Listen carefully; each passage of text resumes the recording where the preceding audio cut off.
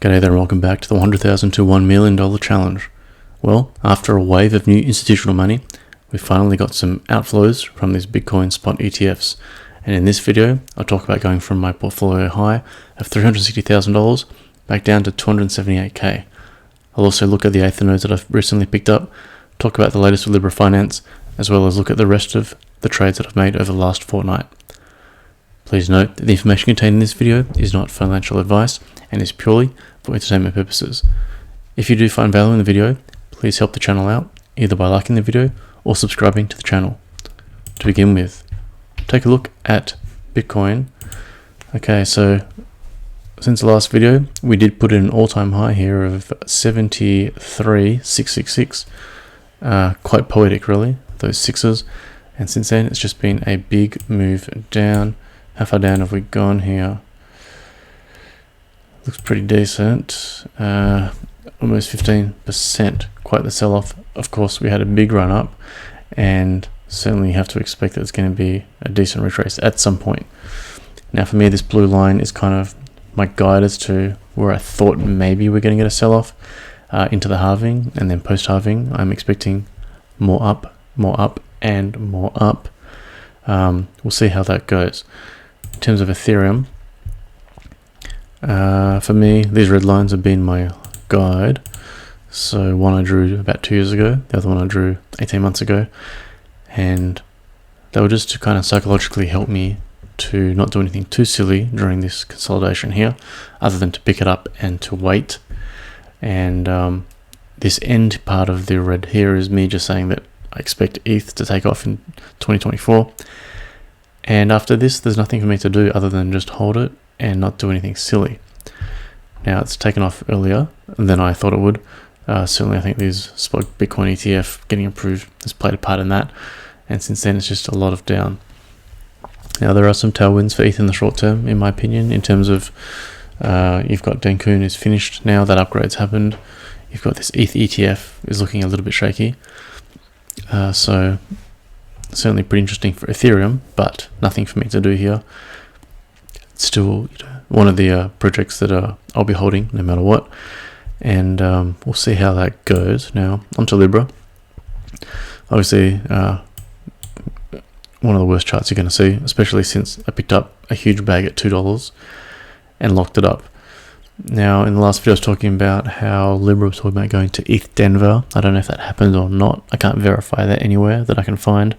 But they were talking about peg stability. So maybe a few weeks ago, they made some little tweaks to their emission schedule in terms of which pools they were rewarding with Lybra. And would you believe it, if I come to the 3 pool of USDT, DAI, USDC, and EUSD, we are actually trading EUSD at 96.5 cents. So we are not too far from parity. Ignore this chart here, I'm not sure what this is about, but we are not too far from parity. Now, this has come a long way because EUSD was sub 90 cents. Some little tweaks to the emissions, and all of a sudden we're at 96.5 cents. If this can repeg, I'm going to take a really good hard look at Lybra, and I might do a couple of things. Now, I'm just going to go through the Discord to look at what I picked up in the last week, because I log everything in here. So, Pocket Network, I picked up at 21.8 cents. Just because I'm very short, I'm very light on DPIN and AI, so I wanted to pick some of that up. Orange, I picked up at 35 cents. It's currently at 47.6, so I picked it up pretty early, I think around about here, probably. Now, this has got a 1 billion tokens, so this is a $47.9 million FDV at this point in time.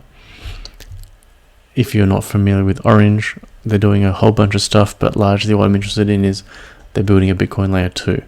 They do have the team, they do have the backing to be able to do this, and assuming it all goes to plan, I'd expect this FDV to really take off.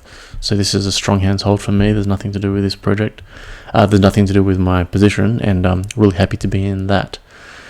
Now, in terms of Aethir Games, so they had their TGE, and I got 20% unlocked after participating in the IDOs on Nexus and paid.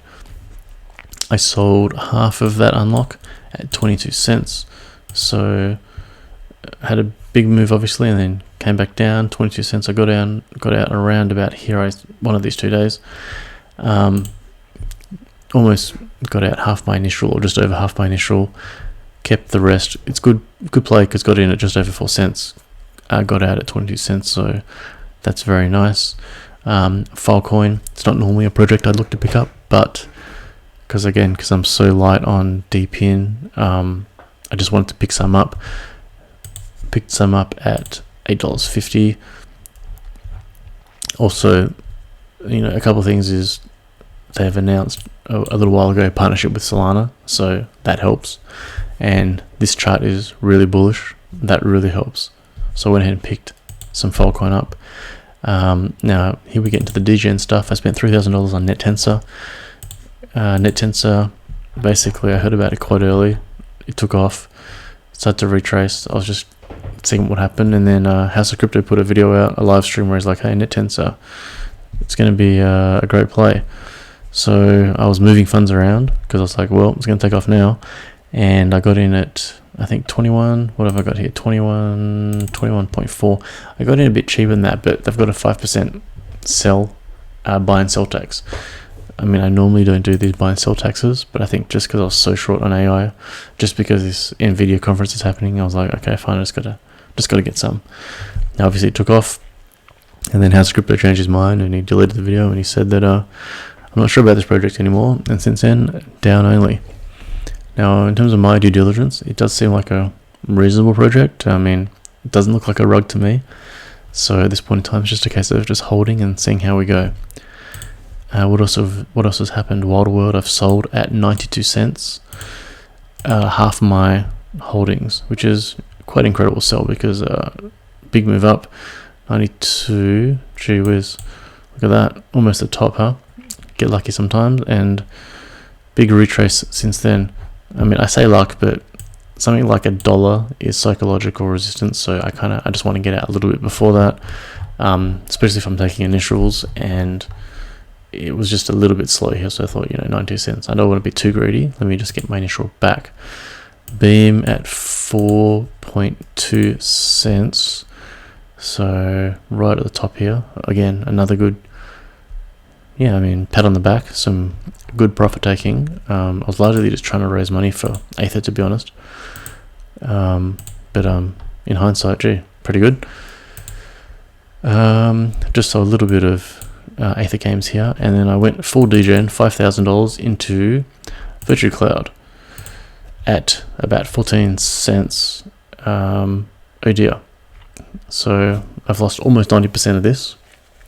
Now, I'm not sure exactly why. I've done my due diligence on the project. They seem okay to me. They had a little bit of a thing there where some of their communication was like a little bit childish, I guess you could say. We had a dev, he was causing these problems, which I think is actually true, and that really affected the price. Now at this point in time, they do have reasonable partnerships with other projects. All I can do is hold, and we'll see how we go with that. What else have we got down here? I had 10 ETH on Manta Pacific doing some ETH farming, and I've now bridged it all back because the Manta bridge is opening again. Basically, I bridged 10.7 ETH back, so I was able to gain 0.7 ETH in 2 months. So happy with that. Now with that ETH that I bridged back, 5 of it I put into Maker and minted 6,000 DAI. This makes me eligible for some Spark airdrop. And the other 5 I put onto KelpDAO. Really, I'm trying to farm Eigenlayer points here. Got my LP token, RS ETH, put that RS ETH into Circuit. And again, just trying to get some more Eigenlayer points here. Not planning to do too much with these until, I guess, Eigenlayer launches, which is meant to be Q3. Multibit, Bitcoin is looking to me like being one of the primary Bitcoin layer 2 bridges. 14.3. Okay. Could have got a better entry in hindsight, but it's just something I've been wanting to get into probably since here, and it really took off. Waited for it to retrace, has a nice base, and I said, okay, fine. After it took off here, I said, just get me in. I got in. Obviously, market sell off now, but it's still holding this support very nicely, so that's a strong hold for me. Then there's all this Aethir stuff, which I'll talk about at the end. Had to sell stuff to raise money for Aethir, so I sold the rest of my Aethir games. The graph sold some at 42.5 cents, picked it up at 18 cents, so that's a nice profit there. On Cedarfy, there was an Audi IDO. I'm tier 6, which is private round. I only got $171, but that's just kind of how it goes on Cedarfy. This is going to be a launch pad of a Bitcoin layer 2 project, as far as I understand it. Phantom sold at 88 cents. Now this is really still going, 92 cents, even in this market. Look at this thing go. So I picked it up at 42.5. They're going to have a parallel EVM kind of narrative happening. The chart was great, so I didn't sell too much of it, and I'm looking to really hold that one. I think it's going to do really well this cycle. Seven, I picked up under $4, and I was able to get out some at $10.50. Happy with that. And Subquery. So Subquery, I was so excited about the IDO. Here's the launch, all the way back down to IDO price. Had to hold through this, which was, you know, I can see how people would panic here, but I'm just like, it's a good project. I know it's a good project. I think it's undervalued, and since then it's moved back up to 2x. So I sold a little bit at 2x just to raise money for Aethir nodes, which I'll talk about now. So Aethir, it's been, you know, everywhere pretty much. It's been really difficult because the technical writers for this Aethir white paper are pretty terrible. There was one day where the maximum token supply was 1 billion. The next day changed to 42 billion, and the white paper had both numbers in there. It is 42 billion. I've done all the numbers. I've spent a lot of time in different types of Discords trying to figure this out, and I do have a reasonable understanding now of how it's all going to work. And basically, after I figured all that out, which involved talking to the team in their Discord, I said, okay, I'm just going to try and pick some up. So picked up one for $817.50 on Cedarfy. At least that was nice. In Nexus, I picked one up for $2,125. And then in Based, I was able to pick two up at $1,759 each. So I spent $6,500 on 4 nodes. Now I was actually hoping to pick up some more from House of Crypto, because I joined his Discord. I paid to join because he said, hey, we're going to have Aethir nodes. I'm in with the Aethir team and we'll have a great deal. So what's happened is basically they sold a few, not very many, but they had a few at a really high price. It sold out really quick, and then that was it. And then now the House of Crypto guy is saying, oh, you know, there's going to be the public launch, which is just in a few hours time, and if you join with my code, you get 10% off. Which is really sad, because this 10% off code is all over the internet. You can get them anywhere. Doesn't really mean that much. Bit sad. However, he has said that he's he's very sure that he'll be able to get the IDE, the token IDE for Aethir. Now that's pretty interesting, because I heard from a credible source that IDO will be 0% TGE, 12-month cliff, and 24 months vesting.